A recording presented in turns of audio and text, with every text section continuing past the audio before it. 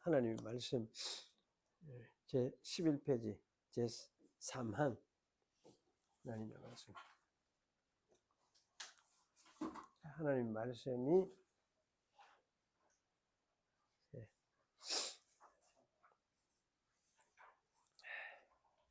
같이 읽겠습니다. 우리는 이러한 하나님의 말씀이 인간이 충동적으로 만든 것이 아니라 사도 베드로가 말씀하는 바와 같이 성신에 의해서 감동하심을 입은 사람들에 의해서 기록된 것이라고 고백합니다. 이에 따라서 우리와 우리의 구원을 위한 하나님의 특별한 돌보심 가운데서 하나님께서 당신의 종들인 선지자들과 사도들에게 당신이 계시하신 말씀을 기록할 것을 명령하셨고, 또 당신께서 친히 당신의 손가락으로 율법의 두 돌판에 서셨습니다. 그러므로 우리는 이 같은 서책들을 거룩한 하나님의 말씀이라고 부릅니다. 하나님의 말씀이 무엇이냐? 하나님 말씀 가면은 가장 큰 특징이 하나님이 감동해서 영감하셨어. 그 성령의 이제 감동하심을 이야기를 하죠. 옛날에 영감 이렇게 했는데, 영감이 무슨 말인지, 그 영감이 처음에는 나는 저기 무슨 말인가 했는데, 영감 이거하고는 좀 다른 것 같고, 그래서 좀 근데 이게 사실은 감동하심, 성령이 감동하시는 거, 감동시키는 걸 영감이라 하죠. 영감. 그런데 한문말로 영감, 성령이 감동시키는 거. 또 이제 영어로는 그래 inspiration 이렇게 하죠. in 안으로 spiration 풀어서 넣어서 감동시키는 거.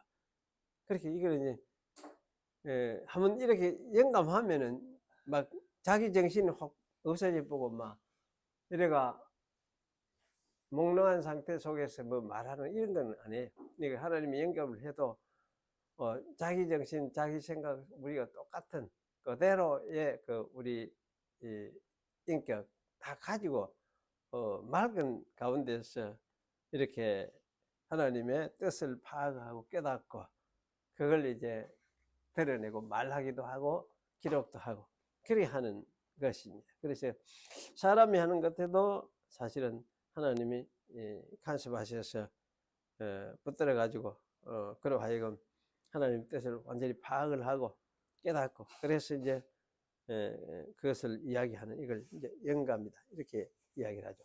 감동하심 하는 게 그래. 이것이 이제 가장 큰 특징이다. 다른 어떤 것에서는 사실 이런 게 없어요. 하나님이 자기 뜻을 드러내면서 사람을 통해서 이렇게 자기를 뜻을 드러내어서 그 뜻을 말로나 또는 기록으로 기록하도록 만드신 기록으로 한 것이 사실 성경이다. 그래서 이 성경 말씀은 글자 그대로 문자 그대로 뭐 하셨습니다. 그것이 다자 요것도 요렉하면 요거는 사실은 아무런 의미가 없잖아요. 다 하면 뭐가 다 말이냐. 그런 요 글자를 이제 영감했다 그런 건 아니고 요 글자들이 모여서 하는 말이 뜻이 드러내는 하나의 의미죠. 의미 뜻. 그래서 의미 이것을 하나님의 말씀 이렇게 이야기를 할 수가 있죠. 그래서 이 뜻을 알고 마음에 이렇게 담고 있는 것 이게 무엇이냐 하면은 하나님의 영을 담고 있는 거예요. 이 뜻이 하나님의 영이거든. 구약시대 때 주셨던 그 율법의 말씀들도 사실은 다 그것이 하나님의 뜻을 드러낸 것이기 때문에 그것을 믿는 마음으로 받아들이시면 그 영을 가지게 돼요. 영을 가진 거예요. 그래 사실은 이 성경 말씀 전체가 이제 하나님이 자기 뜻을 드러내어서 밝혀주고 있는 것이기 때문에 이것을 마음에 담아서 가지고 있으면 이게 뭐냐면 영을 우리 마음에 담아 놓은 것이고, 또 이걸 다른 말로 이야기를 하면 뭐 하나님을 모시고 있는 것이다 이렇게 할 수도 있고, 성령이 그 속에 충만해 있다 이렇게 할 수도 있고, 또 다른 말로 하면은 예수님이 그 속에 들어있다, 가득이 들어와 있다 이렇게 할 수도 있어요. 그래서 하여튼 이 말씀의 뜻이 그 마음속에 들어와 있어서 마음에 있는 그것이 하나님을 모시고 있는 것이다 이렇게 여러분이 이해를 하세요. 자기 속에, 그래서 이제 자기 속에 믿음의 마음, 하나님에 대한 이 가르침을 따라서 믿는 믿음의 마음이 있으면, 아, 하나님이 내 속에 계시는구나 이렇게 이해하는 게 중요해요. 참 중요해요. 그 옛날에 제가 대학교 한 3학년 됐었는데, 그때 그렇게 돼요. 그러니 그 집에 갔을 때, 집에 무척산에 기도원에 갔을 때, 그때 귀신 들린 여자가 있어가지고, 그때 나를 시뜩 보면서 그래요. 시뜩 보면서 이 사람 속에는 그때는 예수님이 가득하더래. 이게 얘기하더라. 예수님이 가득하네. 난 예수님이 가득하다는 그 말이 억수로 위로가 되기도 하지만은, 예수님이 가득하다. 우리 성령이 가득하다. 성령이 충만하다. 이게 가득하다는 말은 충만하다는 말 아닙니까? 그런데 성령이 충만하다 이 말은 많이 들어도 예수님이 가득하다는 말은 잘 못 들어봤어요. 못 들어봤는데 예수님이 가득하네 이렇게 이야기해요. 뭐 가지고, 사실 내 속으로는 그때는 엄청 이런저런 막 머리 복잡하고 막 온갖 이렇게 정말 의심도 나고, 막 하나님이 정말 이게 계시나 어쩌나 이런 생각도 들 때도 들기도 하고, 이러면서 산에 올라가 기도하겠다고 올라가 금식을 하고 이러한 상황이 됐는데, 그런데 그 여자가 키도 억수로 크고 이 덩치가 이렇대. 그런데 예수님이 가득하네 이렇게 하더라고. 그래서 제가 그걸 지금까지도 안 잊어보고 기억나는 게, 어떻게 예수님이 가득한가? 내 속에는 예수님이 가득한가? 왜 내가 이제 그때 결국은 이거는 여기 성경 속에 성경이 말하는 그 뜻 의미를 내가 알고 있고, 그걸 내가 마음에 딱 가지고 있으니까 그것을 보고 예수님이 가득하구나, 가득하다 이렇게 이야기하는구나, 저는 그런 이제 이야기 때 했어요. 그 사실은 하나님이 어떻게 우리에게 와 있느냐 이렇게 할 때에 이게 좀 신비한 거예요. 우리는 육신 보이는 이런 것만 자꾸 이제 가지고 우리가 확인을 하려고 하는데, 사실 어떻게 와 있느냐 이럴 때에 이 마음, 믿음의 마음, 그 예수가 하나님의 아들 메시아다, 하나님의 아들, 그 복음서 핵심 자체가 딴 게 없어요.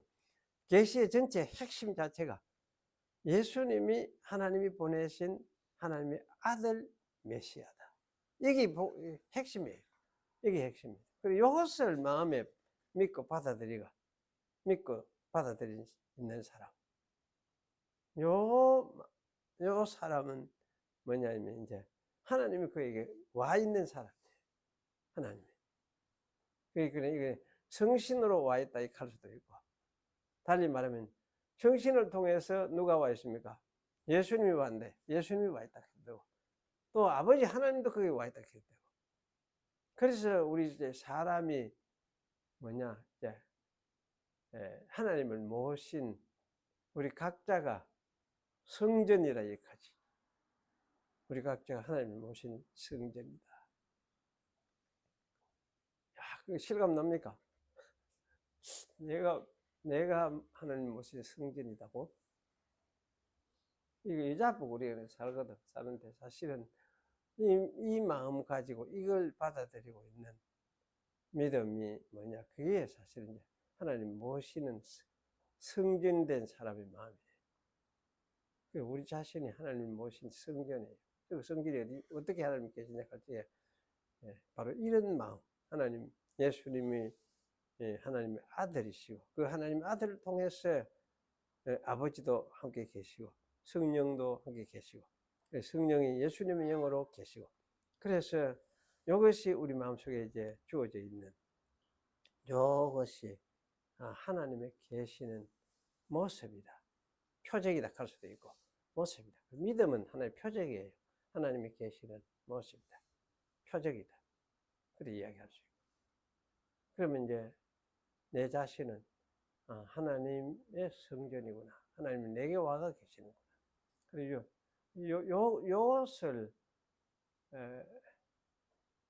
요것을 이루려고 완성시키려고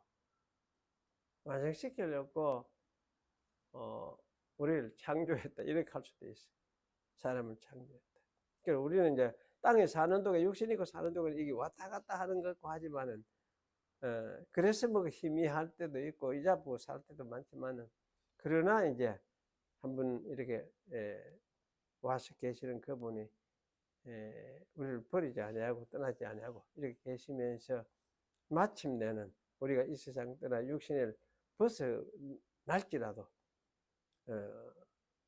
우리를 자기와 더 하나로 완성시켜서 연합시키고 그래서 우리가 죽어도 사실은 그 하나님 안에 있고 살아있을 때 물론 하나님 안에 있지만 죽어도 역시 하나님 안에 있고 죽어서 나중에 부활시켜서도 하나님과 완전히 연합된 이런 어떤 이제 존재로서 우리가 다시 부활되는 그러한 존재로 만들기 위해서 사실 우리를 처음부터 아마 창조 계획을 세우고 창조를 하셨다. 그런 생각을 하는 것이 아마 옳을 것 같습니다. 그래서 창조의 목적은 아마 그렇게 하시려고. 그래 어떤 사람은 그래요.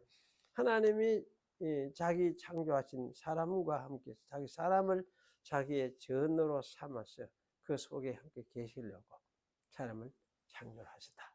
이렇게 이야기해요. 이렇게 이야기해요.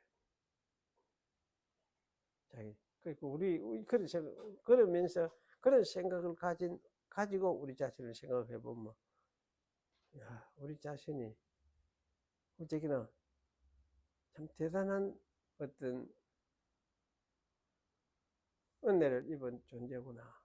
내가 나를 함부로 이렇게 생각할 그런 그 미물이 아니구나. 이렇게 생각을 해도 될 것 같아요. 참 존귀한 자로서 내가 살도록 그렇게 하려고 하나님이 나를 창조하시고 또 나를 선택하셔서 이렇게 살게 하셨구나. 아마 이렇게 생각하는 것이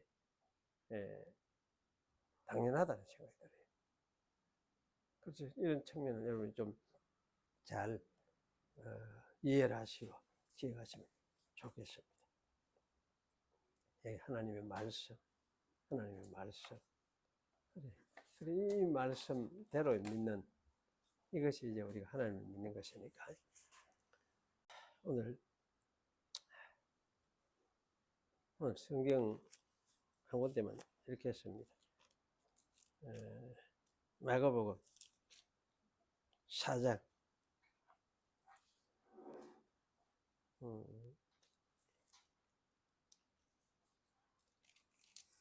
마가복음 4장 26절 읽겠습니다. 마가복음 4장 26절.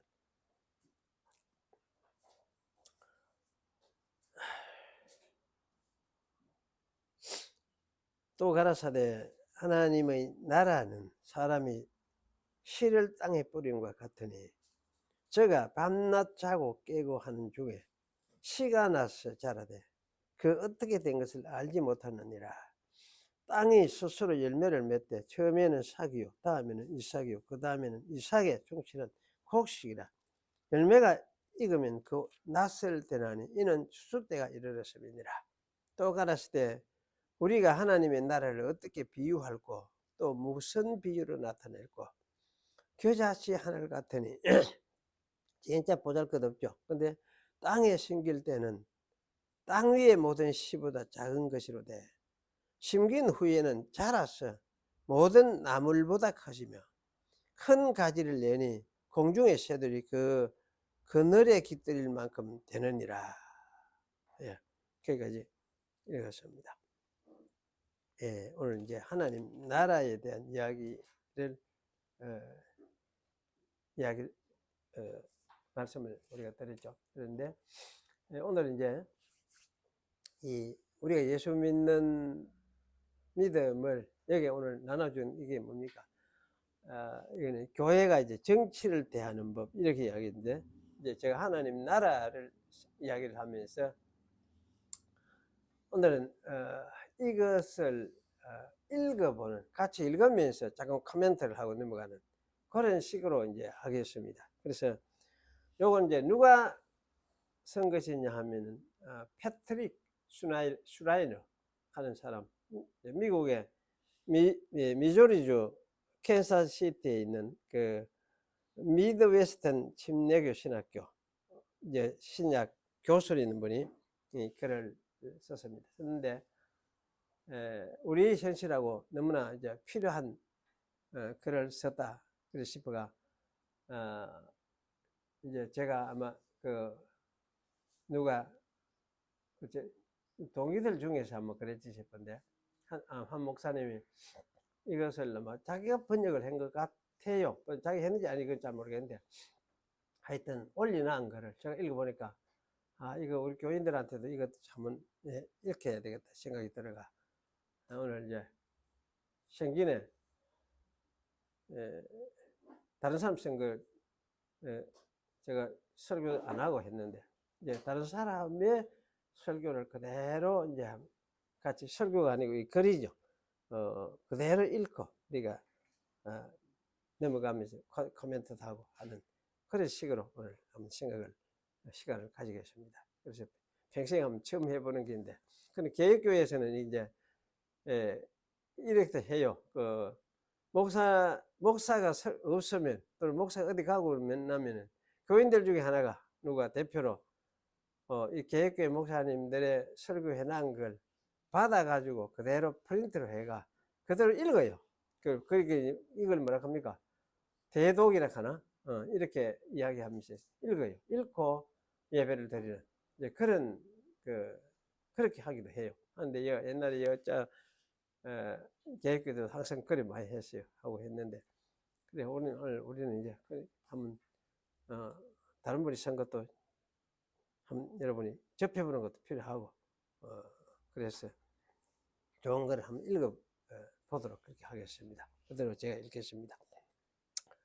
하도 우리나라는 지금 이제 이 좌파 우파 교사하면 정치적으로 굉장히 시끄럽잖아요. 시끄러운데 여기서 이제 우리가 어떤 기독교인들은 어떤 마음, 어떤 태도를 가져야 될 것인가 하는 거예요. 그래서 너무 어떤 한편에는 마치 이게 기독교인지 정치 집단인지 그걸 알 수 없는 것 같은, 마치 이게 정치에 가담해서 이 대한민국 정치에 가담해서 나라를 위한다 하는 이게 마치 기독교인 것처럼, 그러니까 예수님하고 하는 게 아무것도 없고 이런 이제 그걸 느끼기도 하고, 하여튼 이게 참 너무나 복잡한 그런 상황 같아요. 읽겠습니다. 정치적 분열로 인해 교회가 어려움을 겪고 있다고 한 목사가 전화를 걸어왔다. 또 한 명의 성도가 교회를 떠나기로 했다는 소식이었다. 그 가족은 교회 지도자들이 정치 문제에 대해 단호하게 말하지 않고 좌파나 오늘날의 사상적 위험에 대해 담대하게 경고하지 않는다고 느껴 속상해하고 있었다. 불과 일주일 전에도 또 다른 목사가 전화를 걸어왔다. 그 목사는 한 아프리카계 미국인 가족이 교회를 떠나기로 했다며 슬퍼하고 있었다. 그 가족은 교회가 국가의 인종 갈등에 대해 충분히 언급하지 않았고 자신들이 존중받거나 배려받고 있다고 느끼지 못했다고 했다. 두 목사 모두 내게 물었다. 교회에서 정치에 대해 어떻게 이야기를 해야 합니까? 제가 무엇을 하든 사람들이 떠나는 것 같습니다. 어떤 이들은 제가 너무 보수적이라고 하고, 또 어떤 이들은 제가 너무 진보적이라고 합니다. 마치 이길 수 없는 싸움을 하는 기분입니다. 그래, 이러한 이야기는 점점 더 흔해지고 있으며 이는 교회 지도자들을 혼란스럽게 하는 정치적 분열의 아주 온건한 사례에 불과하다. 최근 라이프웨이 조사에 따르면 목회자의 63%가 자주 극심한 스트레스를 받고 있으며 그중 가장 지속적인 스트레스 요인 중 하나가 바로 정치적 분열이라고 한다. 회중 내 정치적 불안과 그로 인한 압박은 항상 목회의 한 부분이었다. 그러나 그 불안이 피부로 느껴지는 강도는 해가 갈수록 점점 더 커지고 있다. 강 목사는 교회에서 정치에 대해 어떻게 반응해야 할지 고민하고 있다. 그들과 대화하면서 내가 반복해서 강조했던 6가지 원칙을 아래에 정리했다. 첫 번째, 기독교인이 먼저 충성해야 할 대상을 상기해라. 먼저 충성해야 될 때가 어딘가 그걸 생각하라 말이죠. 내가 어릴 때 다녔던 기독교 학교에서는 매일 아침 가장 먼저 하는 일이 미국 국기와 기독교 국기에 대한 충성을 써야 하는 것이었다. 이를 통해 우리는 미국의 시민일 뿐만 아니라 하늘의 시민이라는 사실을 상기하곤 했다. 그 제 어릴 때 하고 비슷한 건데, 어릴 때 사실 학교에서 거의 조회할 때마다 국기에 대한 경례, 그때는 경례가 처음에는 국기에 대한 주목 이렇게 했다. 그 앞에는 국기 배례 이렇게 하기도 했다. 배례 하면 진짜 이거는 신처럼 생긴다 이야기거든. 배례, 굴복해서 절하는 거. 그 뒤에는 이제 주목도 이렇게 했다. 그 배례하는 거 너무 안 맞다 이래가 주목 이렇게 하더라. 그 하더니만은 또 좀 있으니까 나중에는 경례 이렇게 하고 이런 또 바뀌더라. 그 경례 이렇게 하고 이러는데 이게 참 골치 아팠어요. 저한테는 엄청 골치 아팠어요. 그래 이걸 반복해서 그래요. 그래 미국에도 비슷한 이런 경우가 사실은 있었던 것 같아요. 그러나 이러한 이중 서약은 의도치 않게 두 가지 충성이 동등한 것처럼 보이게 만들 수 있었다.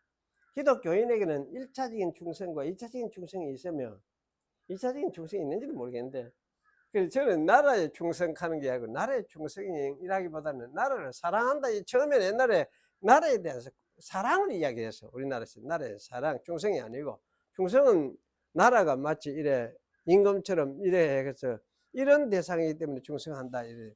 그런 것에 이제 죽거나 사나 이래 굴복하고 이래 바치는, 헌신을 바치는 그걸 충성이라고 하잖아요. 충성인데 사실 이 나라는 그럴 대상이냐 할지 그럴 대상은 아니다 싶어요. 나라는 저는 이제 사랑의 대상이지. 내가 이 나라에 솟아서 이 나라 사람으로서 내가 이제 살아가는 그런 한에서 내가 사랑의 대상으로서 나라를 사랑하고 하는 그런 의미에서. 그리고 충성 개념보다 사랑 개념이 더 맞는 거죠. 맞는데 이제 충성을 강조한다는 이거는 하여튼 국가주의의 개념이 어쨌든 들어있어요. 그러나 이러한 이중서양은 의도치 않게 두 가지 충성이 동등한 것처럼 보이게 만들 수도 있다. 기독교인에게는 1차적인 충성과 2차적인 충성이 있으며 참된 충성과 일시적인 충성이 있다. 그러나 우리는 종종 이 우선순위를 제대로 정하지 못하고 어린 양보다 당나귀나 코끼리에게 더 크게 충성을 명시하는 실수를 저지른다. 당나귀는 미국의 민주당을 상징을 하고 코끼리는 공화당을 상징한대요. 그래 어린 양 예수를 섬기는 것보다는 어린 양보다는 당나귀나 코끼리에 충성하도록 만드는 게 이게 미국의 정치 현실이다. 이제 그런 어떤 이야기 같죠. 모든 세대에서 우리는 하나님께만 드려야 할 충성을 인간의 도성에 바치라는 유혹을 받는다. 이는 지상의 제국들이 언제나 전적인 충성을 요구하기 때문이다.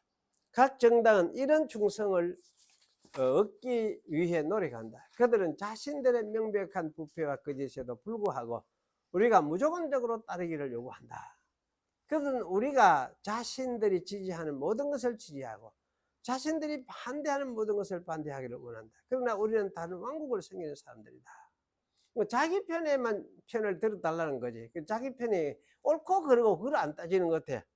옳고 그르고 그걸 안 따지는 거. 지금 그 우파들이 특별히 이런 면에 더 강한 것 같아. 옳고 그런 건 없어. 하여튼 그래 우리 편만 해라. 우리 편 지지해라. 이런 식이고. 그래 이런 이제 사고 방식을 가지고 있는 게 아마 대표적으로 현재 하고 있는 게 그게 아마 우파 정치인들 같기도 하다는 생각이 들어요. 그래서 사실은 트럼프 대통령은 아마 이런 사고방식을 가진 대표적인 사람 같다는 생각이 들기도 하고. 그러니까 하여튼 우리나라도 아마 우파가 아마 이런 사고방식을 가지고 있다. 옳고 그런 걸 따지지 않는 그런 생각을 가져요. 자기들이 이제 명백한 부패와 거짓에도 불구하고 우리가 무조건 따르기를 요구를 한다. 이런 이야기를 하죠. 미국 국회 의사당에 들어가 위를 올려다보면 미국인들이 직면한 유혹을 직접 목격할 수 있다. 전장에는 워싱턴의 신격화라는 그림이 있다. 1865년에 그려진 이 둥근 벽화는 자연스럽게 시선을 중앙으로 끌어올린다. 그곳에는 마치 하늘에 들어선 것처럼 보이는 장면이 펼쳐져 있으며 그 한가운데 조지 워싱턴이 높이 들어 올려진 모습으로 그려져 있다.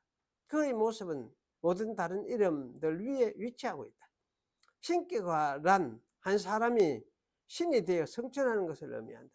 이 그림을 보면 미국 통치자들이 어떻게 여겨지기를 원하는지가 분명해진다. 지도자들은 존경받아야 할 존재로 여겨진다. 그들은 왕국을 세워가고 있으며 지속적인 평화를 가져올 것이라고 말한다. 그러나 기독교인으로서 우리는 이것이 궁극적으로 참된 것이 아님을 알고 있다. 우리는 그들이 제공하는 것에 감사할 수 있지만 그들은 결국 일시적인 통치자일 뿐이다. 궁극적인 통치자는 아니죠. 아무도 교회 지도자들이 할 수 있는 가장 중요한 일은 성도들에게 그들의 첫 번째 충성이 누구를 향해야 하는지를 상기시키는 것이다. 바로 예수님과 그의 교회이다. 그래 뭐 이렇게 해서 첫 번째 충성의 대상은 누구냐? 예수님이고 교회다. 이게 이제 이걸 상기를 하자 이 말이죠. 그래 바울이 빌립보 성도들에게 말했듯이 우리의 시민권은 어디에 있다? 하늘에 있다. 그러니까 우리가 하늘 시민이라 그 말이죠. 하늘나라 시민이다. 그럼 기독교인에게 어떤 충성도 이보다 앞설 수 없다. 우리는 사람들에게 다른 충성을 낮춰야 함을 끊임없이 상기시키게 된다. 나라가 예수님처럼 이렇게 충성할 받아야 될 대상은 아니다. 국가가. 예, 저는 국가라는 게 이거 참 이게 이상하다 생각이 들기도 하는데 그래도 이제 뭐 이게 그래도 국가라는 게 그래도 선한 기능도 있기는 있는데 그러니까 이제 이거는 궁극적인 충성의 대상은 아니다. 그러면 예수님과 그 교회가 궁극적인 충성의 대상이다. 이 이야기입니다. 그 다음에 두 번째 이거 중요한 것 기독교 자체가 정치 체제임을 상기하라. 교회 내 정치적 분열의 중요 원인 중 하나는 우리가 기독교 자체가 하나의 정치 체제라는 사실을 잊어버렸기 때문이다. 기독교는 공적인 현실이다. 그러나 우리는 종종 신앙을 사적인 현실로 만들어버린다. 우리는 정치가 공적인 삶과 관련된 것이고 종교는 개인적 신념과 관계된 것이라 생각한다. 이게 잘못이 이렇게 생각하면 안 된단 말이죠. 그러나 이것은 예수님과 바울이 그들의 메시지를 설명한 방식과 완전히 동떨어진 개념이다. 주일에 교회에 가서 찬양을 부르는 것은 단순히 목사가 할 일이 없어서 정한 것이 아니라 예배는 정치적 행위이며 모든 영광을 받으실 분께 영광을 돌리는 행위이다. 이 자체가 뭡니까? 우리는 이 나라에 속해 있다 이거지. 하나님 나라, 예수님의 나라에 속해 있다는 것을 선포하는 행위다. 그런 말씀입니다. 설교는 사람들에게 예수님이 왕이심을 상기시키는 정치적 연설이다. 성경은 교회를 위한 법전이며 세례는 그리스도의 팀에 가입하는 정치적 서약이다. 성찬은 우리가 하나님의 맏아들이며 구원의 역사에 다시 참여하는 것임을 상기시키는 의식이다. 우리는 기독교가 하나의 정치체제라는 개념을 회복해야 한다. 그렇지 않으면 신앙과 정치를 부적절하게 결합하거나 지나치게 분리하게 된다. 옛날에 이런 생각이 좀 강했어요. 정치와 이게 종교 완전히 하나는 영적인 문제니까 정치도 우리 간섭 안 하고 우리도 정치에 별로 간섭 안 하고 이런 식의 어떤 태도를 했어요. 예수님은 새로운 도시, 새로운 사회, 새로운 인간을 창조하는 과정에 계시며 그분이 우리의 참된 통치자이시다. 이 땅의 모든 통치자는 예수님을 섬겨야 하는 존재들이다. 오늘날 사람들은 예수님은 정치적인 메시지를 가지고 오지 않으셨다고 말한다. 흔한 표현으로 다음과 같은 말이 있다. 이스라엘 사람들은 로마를 무너뜨릴 백마탄 전사 왕을 기대했지만 예수님은 단순히 그들의 마음을 위한 영적인 메시지를 가지고 오셨다. 예수님은 단순히 우리와 개인적인 관계를 맺기를 원하셨을 뿐이다. 그러니까 이제 영적인 측면으로만 예수님 관계를 맺는다. 그래, 영적인 나라니까. 사실 이게 어떤 면은 한편 맞기는 맞죠. 영적인 한편은 맞기는 맞는데, 그러나 반쪽짜리 진리다. 왜냐하면 예수님을 믿는다는 자체가 뭐냐? 하나의 나라에 소속되는 것이다. 하나님 나라에 소속되는 것이다. 우리 하나님 한 나라에. 그러니까 이 땅에 살지라도 우리는 어디에? 하나님의 나라에 우리가 소속해가지고 그 나라 백성으로 살아가는 거예요. 그 예수 믿는 이 행위가 뭐냐면 하나님 나라 백성으로 사는 행위예요. 신앙생활 하는 자체가. 그게 예배 드리고 뭐 함께 모여 하는 이것이 뭐냐면 하나님 나라의 백성이 백성된 것을 보여주는 공적인 하나의 행동들이에요.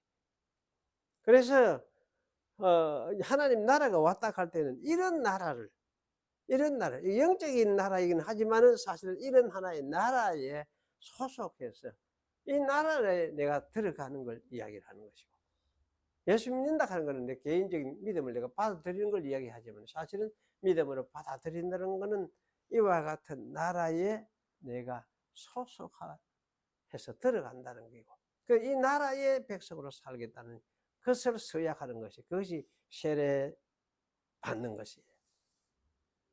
이게 중요하잖아요. 중요해요. 그래서 여기 이제 하나님 나라가 가까이 왔다. 회개하고 복음을 믿어라. 이 말은 바로 이런 의미에서 하는 이야기입니다. 이 말씀 속 대부분의 단어는 단순한 종교적 용어가 아니라 정치적 용어이다. 본질적으로 예수님은 나의 왕국이 왔다. 회개하고 나에게 충성을 명시해라. 나는 반드시 승리할 것이다. 라고 선언하신 것이다.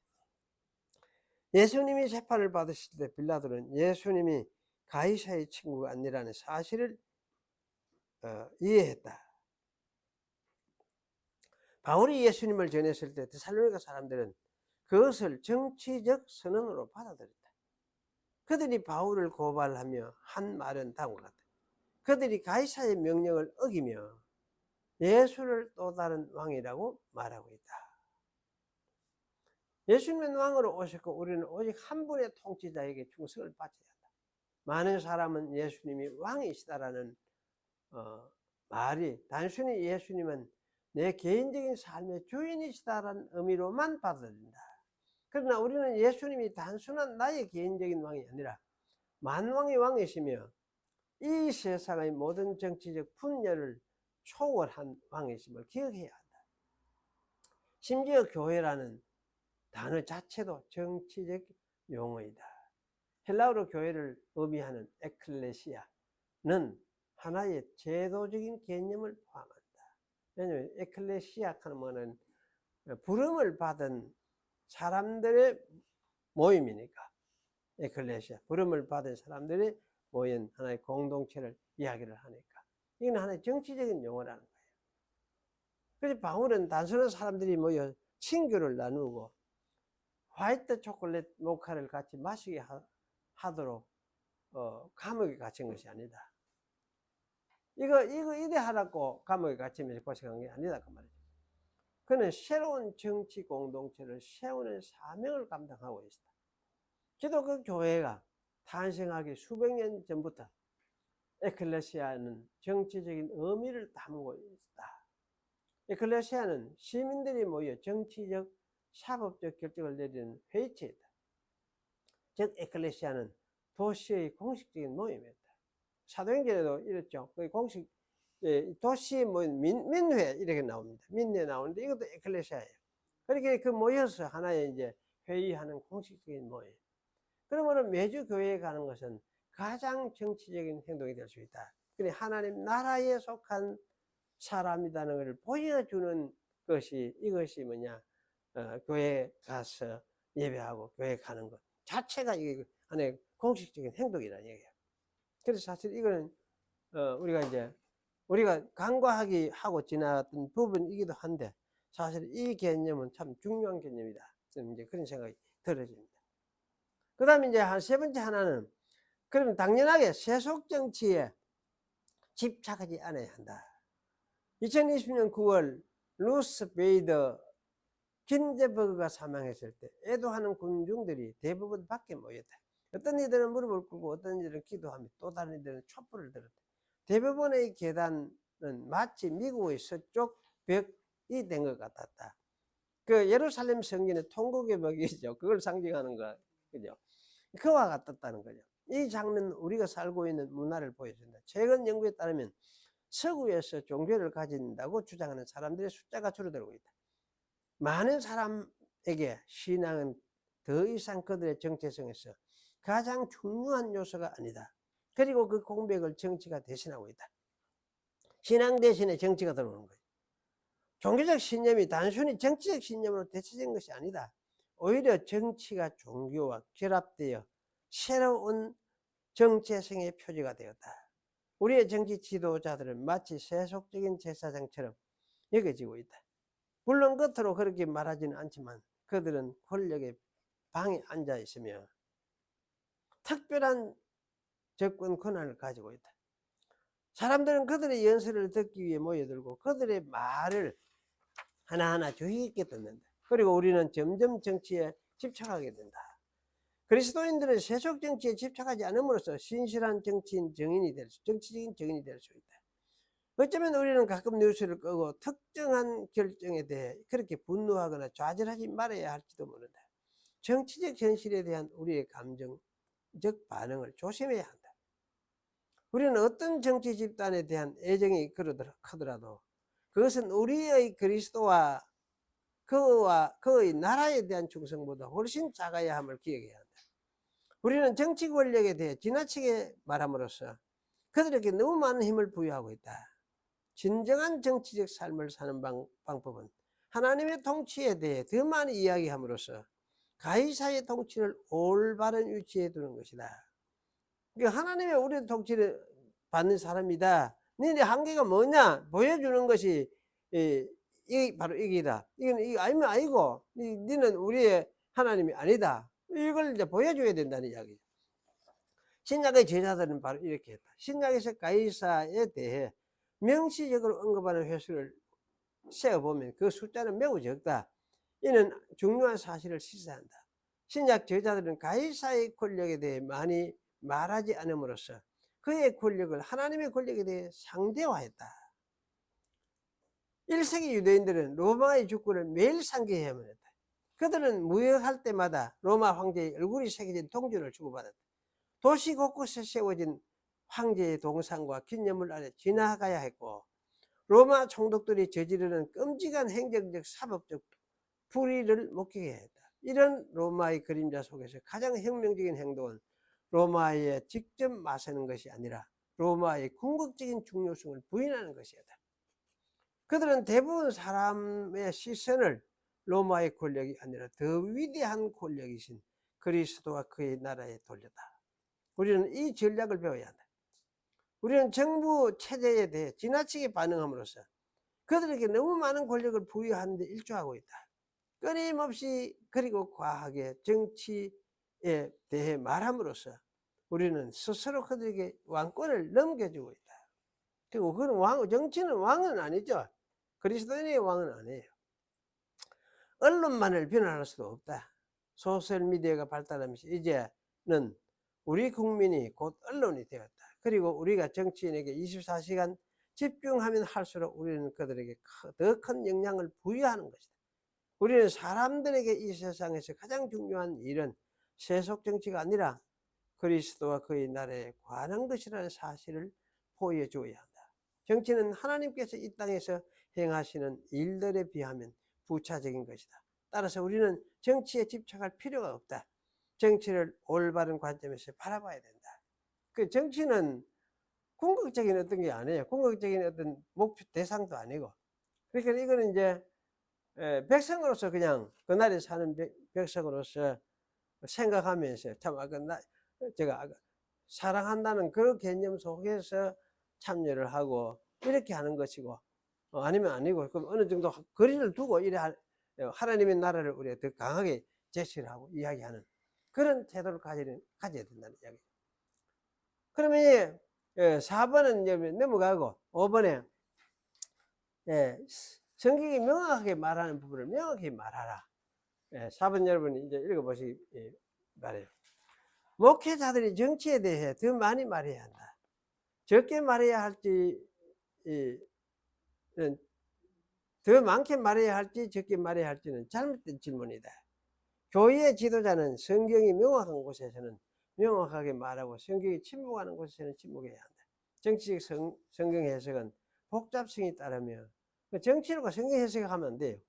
성경이 때때로 한 가지를 말하는 것은 같고 때로는 또 다른 것을 말하는 것 같아서 기독교인들 간의 정치적 의견 차이가 발생한다. 성경은 정치적 정책에 대한 해답집이 아니라 하나님의 이야기다.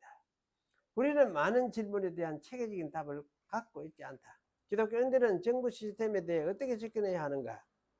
예산은 어떻게 되어야 하는가? 국가는 어떤 이민 문제를 어떻게 다루어야 하는가?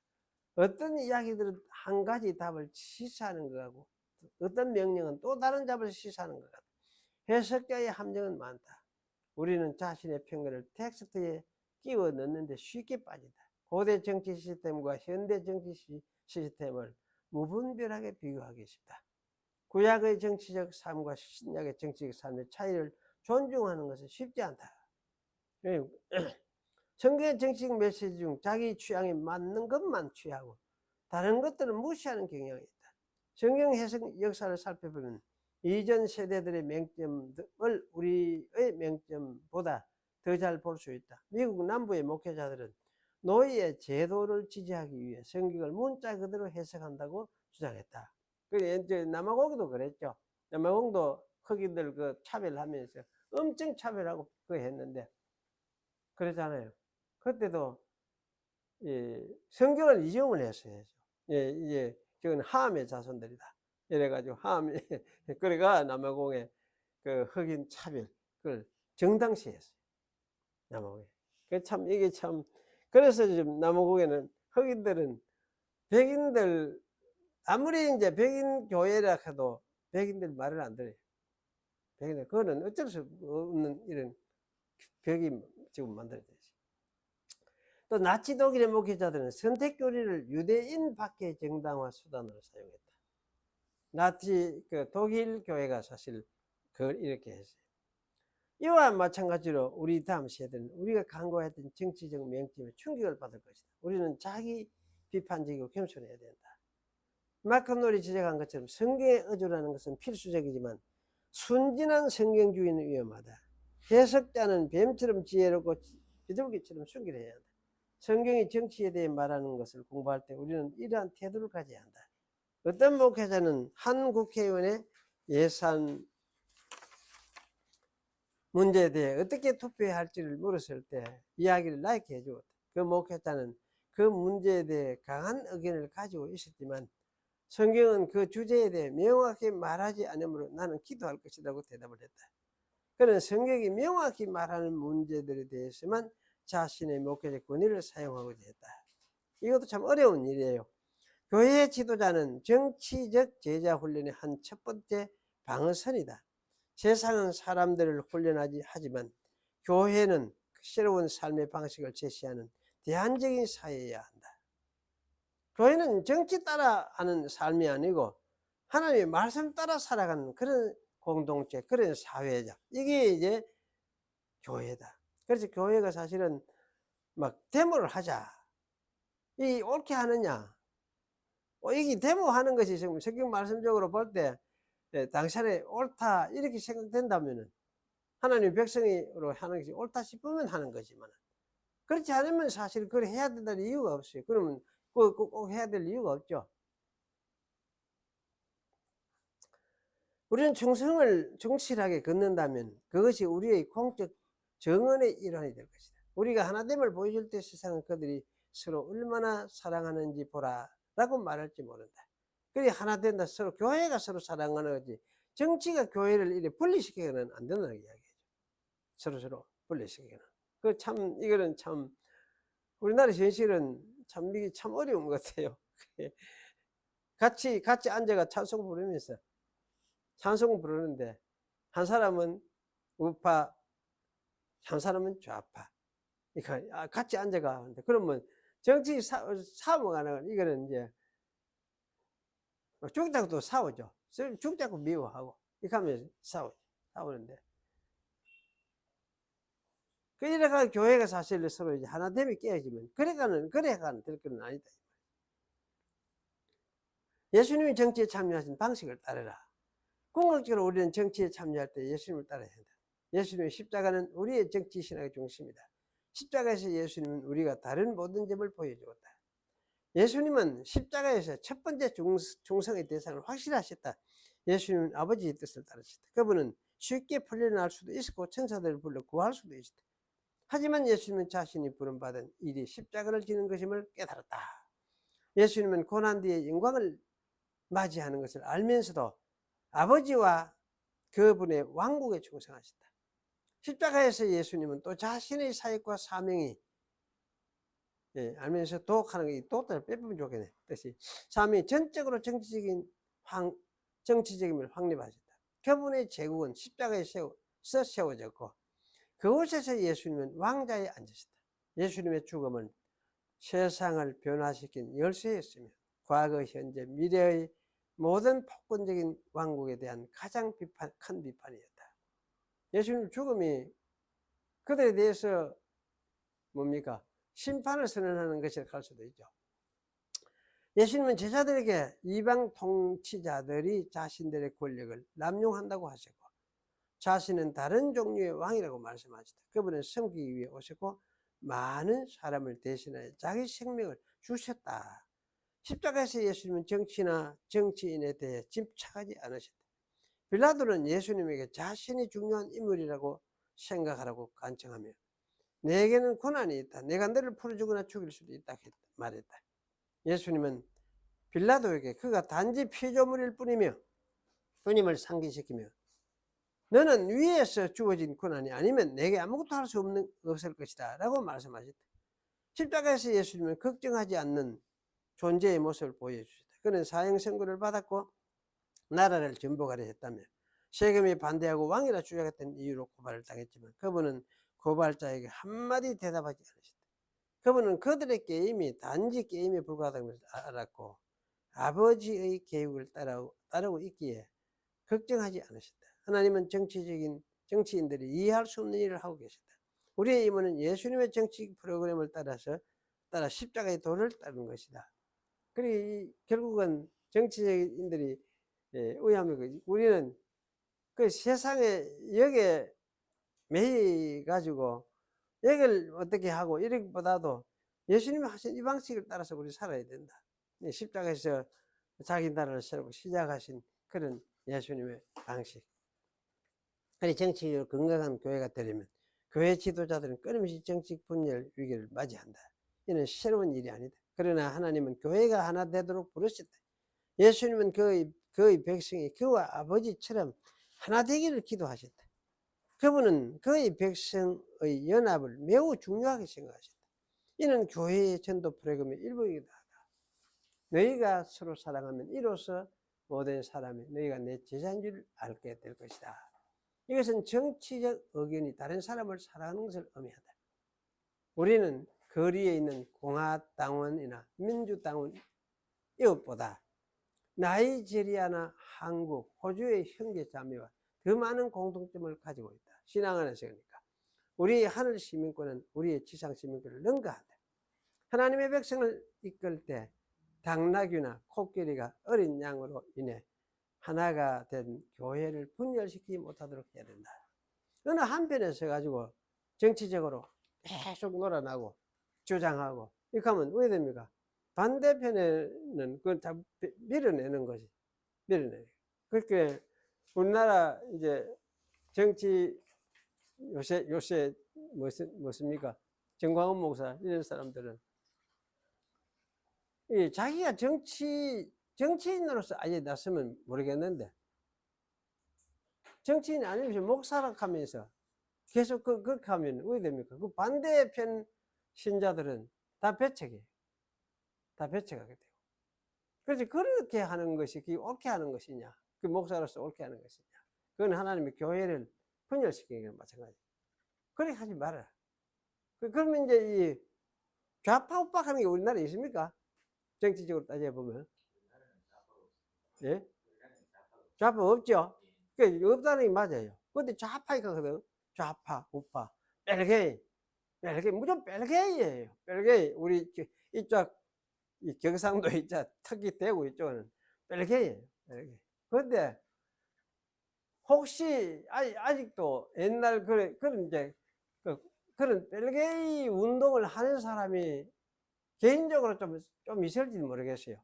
그런데 사실은 좌파하는 거, 우파할 거 없어요. 없고, 좌파하는 것도 또 받아들여서 우파에서 좌파의 생각을 좋은 거 있으면 받아들여야 되고, 좌파에서도 우파의 생각을 좋은 거 있으면 받아들이고, 서로 공유를 하면 좋은데, 지금은 이제 벨게이 이념으로서, 하나는 벨게이다, 공산주의다. 이걸 가지고 완전히 이래 분리시켜가지고, 이거는 원수시하지, 원수시. 그 지금 상황에 보면, 옛날에 총만 안 들어봤지. 옛날 이 6.25 전에, 6.25 때에 이 좌파 우파하는 그 상황이 똑같은 것 같아요. 뭐 그들을 싸우면 서로 죽이 놔두면 서로 쏘고 죽이는 거지. 이런 상황이 되어 있는 것 같아요. 이게 진짜 이거는 심각한 문제다 싶어요. 이런 식으로 하는 게 이게 정상이냐. 그리고 지금 공산주의 정치인들이 다 그게 별게 있냐. 종북 좌파냐. 꿈을 꾸는 사람들이죠. 지금 그 종북 좌파, 진짜 종북 좌파 공산주의 익하면은 뭡니까? 자기 가지고 있는 거 다 내놔야 돼. 다 내놓고, 이거 우리 공공적으로 하자. 이거 자기 소유의 개념을 완전히 없애고, 공적으로 다 내놓고. 그럼 너가 이제 국가에서 주는 대로 받아먹어라. 북한처럼. 그렇게 해야 그게 공산주의가 돼요. 그렇게 하는 게 없거든, 지금. 그렇게 하지 않아요. 좀 잘해보자. 좀 나눠보자. 옛날 이제 정치하고 개업하고 이게 사실은 우리나라 역사가 그렇거든. 결탁을 해가지고 서로 이제 봐주고 이러면서, 이제 일하는 사람들의 그 입장을 너무나 이제 힘들게 만들고 안 들어주고 또 이 권리를 무시했던 그런 어떤 역사가 있어서, 이제 좀 일하는 사람들이, 노동자들이 힘들었던 부분이 있어. 그런데 그걸 가지고 지나치게 또 이제 계속 얘가, 진짜 뭡니까? 너가 나쁜 놈들, 이렇게 하고 이렇게 해가지고도 되지 않거든. 이 경영자 측에서 서로 이제 원수시해가는 안 돼요. 같이 한 식구거든.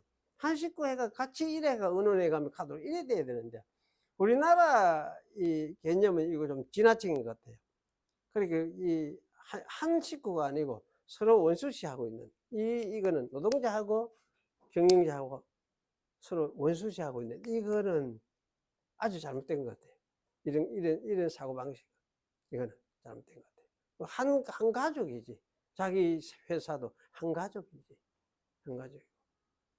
그런 개념으로 사실 해야 되는데, 그런 개념 속에서 좀 이제 좀 더 나누고, 그럼 나누고 이렇게 하는 이런 나눔을 좀 잘 하자 하면 그걸 좌파락하고 뺄게락하고 이렇게가 되느냐? 그것도 말이 안 되죠. 그러니까. 그래서 사실은 이제 지금, 서로 사실 한 가지예요. 딴 사람들이 아니에요. 함께 나눠서 함께 가야 돼. 이런 대상들이지. 그래야 나라가 지금 어려운 상황 속에 있는데, 그래야 같이 가잖아요. 어려운 걸 극복할 수 있고. 이러는데 지금 이래가지고는 이래가는 진짜 곤란하다 싶어요. 그래서 사실 이제 이런 측면은 정치인들이 너무나 좌우 빨가요 이런 식으로 그 프레임을 만들어 가지고 계속 하고 거기에 몰두를 하다 보니까 이런 현상이 생겨났다 싶기도 하고. 그런데 이제 좌파 쪽에 있는 사람들은 지금 나는 그런 생각이 들어요. 좌파 쪽에 있는 이 사람들은 명백하게 나는 공산주의자가 아니다는 것을 선언을 해야 돼. 왜 아니냐는 걸 설명도 해주고 국민들한테. 난 그걸 추종하지 않는다 분명히 명백하게 또 선언을 해줘야 돼요. 그래야 이제 저 사람의 정체가 어떤 것인지를 좀 우리가 신임도 할 수 있지. 그런 거 안 하니까. 그걸 명백하지 안 하니까. 나는 그걸 참 이게 욕으로 하고 싶더라고. 옛날 문 대통령 할 때도 그랬어요. 당신이 다른 사람 다 여기 공산주의자도 다 익하거든. 그럼 그게 내가 공산주의자가 아니라는 것을 왜 아는지를 설명 좀 해봐라. 그 전국적으로 이걸 좀 이야기를 제시를 해주면 좋겠다. 지금 이재명이도 마찬가지. 이재명이가 공산주의가 별개가 아니라는 것을 제시를 해주라. 설명해주면 좋겠다. 왜 아닌지를. 그래 말로 안 하고 이렇게 하니까 계속 뭐 가만히 있으니까 그게 잘하는 게 아니다 싶어요. 그래서 사실은 이게 이제 같이 해 가야 될 이쪽이나 사실 같이 해 가야 되고 또 공정도 있어야 되고 그 정의가 있어야 돼. 정의가 있어야 되잖아. 적어도 국가 통치기구 속에는 뭐가 있느냐? 법이라는 거는 정의거든. 정의가 있어야 돼요. 정의. 그 정의 없는 법은 그건 통치기구는 그건 이제 하나의 권력 집단이고 사회 집단이지. 그래서 사실은 정의가 있어야 되고 정의가 시현이 돼야 되고 그걸 위해서 함께 모아져야 돼요. 이쪽 저쪽이 되니까. 그런 의미에서 여기 이제 우리가 이런 부분을 읽고 생각을 했습니다. 우리는 이제 그렇게 오늘 하나님을 기억을 하십시오. 우리는 하나님 나라에 속한 하나님의 백성이다. 이것도 하나님 나라다. 하나님 믿는 것도 하나님 나라다. 그래서 나라에 소속된 다른 나라에 속해 있다. 우리는.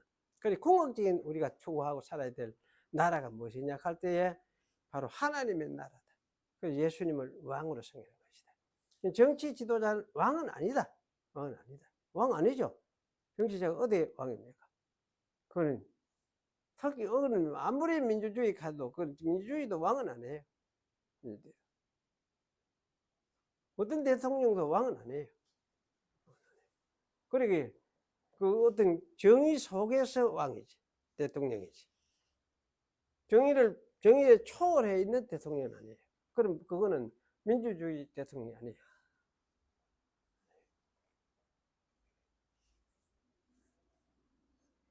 같이, 예. 뭐, 이야기할 게 있거든. 한번 해보시죠. 모두. 이런 것에 대해서.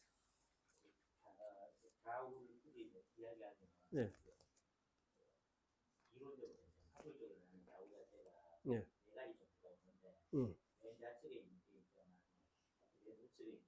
예. 예. 예. 예. 예. 예. 예. 예. 예. 중도 좌파. 예. 예. 예. 예. 예. 예.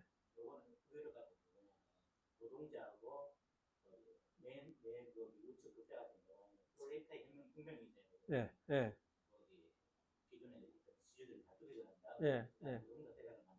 예. 예. 예. 예. 그게 공산주의 아닙니까? 극작하는 게. 예. 예. 예. 타협. 그렇지. 타협 중요. 예. 예. 예. 예. 없지. 예. 없고. 예. 예. 예.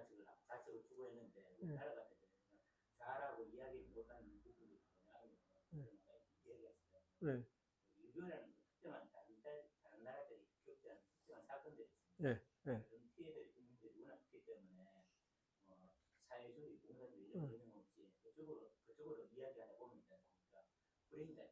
예. 예. 예. 그렇지. 우리나라는. 예. 예. 예. 그렇지. 자책이라기보다는 그저 예, 공산주의 프레임을 이쪽에서는 만들어가 갖다 자꾸 이제 그렇게만 주장을 하고 하니까 사실 그것이 아닌데 이제 예, 그렇게 만들고 있고 사실 그것을 이제 벗어나야 돼. 그것을 벗어나야 돼. 예, 예, 예,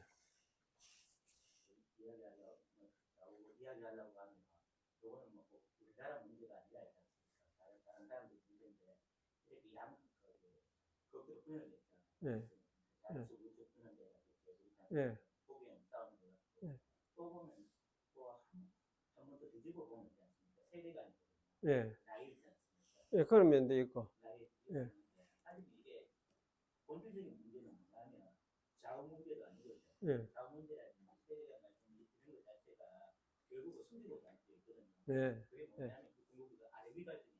예, 아래위 갈 때. 아래위 갈등은 있지 않습니까? 숨기기 위해 가지고 좌측 우측이 대립되고 아래위 갈등은 세대 갈등이 마찬가지고 예, 세대 간의 갈등보다 세대 안의 갈등이 심하거든요. 예, 세대 안에 예, 우리나라는 결국은 이게 첨예하게 되는 게 뭐냐면 아래위 갈등이나 세대 숨기기 위해 가지고 예. 예, 그 이제 아래위 갈 때 가는 게 예, 그런 거를 기독교인들이 좀 타파를 해야 될 부분인데, 예, 그 기독교인들도 그게 안 되더라고. 예, 기독교인들도 그 내가 알고 있는 분들 보면은 자기들은 아주 별세계 사람들처럼 생각하고 있어요. 별세계 아주 특별한 사람들. 우리 그래 뭐 자기 아들 뭐 그런 변호사고 자기는 또 옛날 교장으로 은퇴했나? 교장이고 부인도 군대에서 군 높은 그 중령 그 대령 되려고 하다가 대령 못 되고 중령으로 제대한 사람인데 그런 사람이고 자기들은 굉장히 높은 사람으로 생각을 하고 있어요. 그 의식이 그래 돼 있어. 예, 이래 돼 있어. 예, 예, 그래 맞아. 예, 10%. 그게 그래 되면 권력층에는 그 사람들이 다 있는 거예요.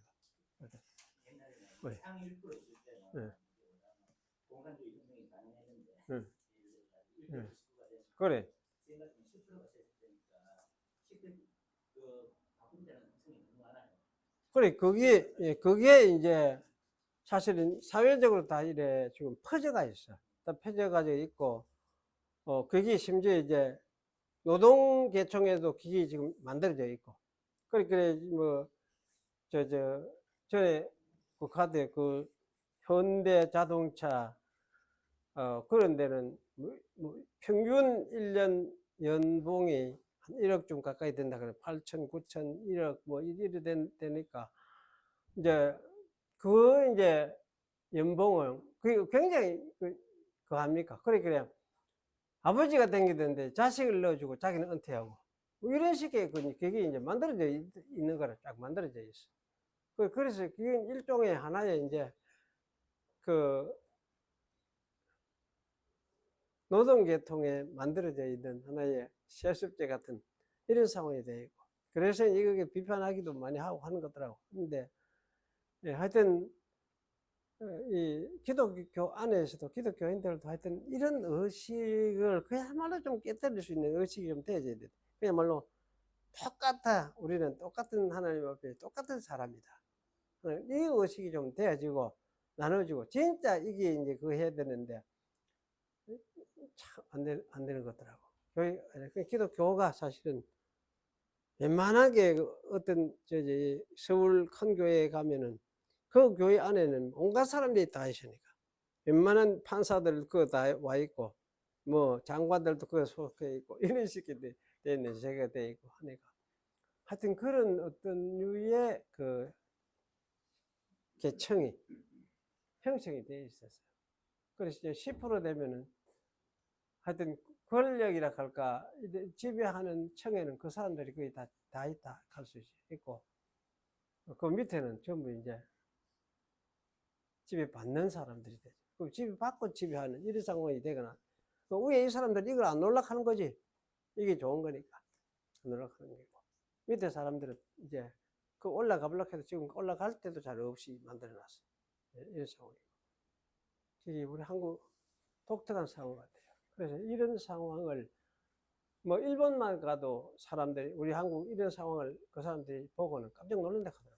불합해도 마찬가지고. 옛날 공산주의 말고 서구에는 그 공리주의적인 사회주의, 그렇게 그런 것이 사실 있었어요. 공공적인 이익을 위해서 사회가 어떻게 함께 해가야 되느냐 하는 이 논의가 굉장히 발달했어요.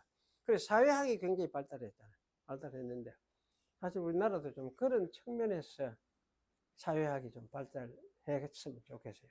그런데 요새 이제 우파 이 사람들은 이것까지도 이제 별개다 이렇게 몰아붙이니까 그 참 안타깝다 싶어요. 그리고 같이 기도하겠습니다.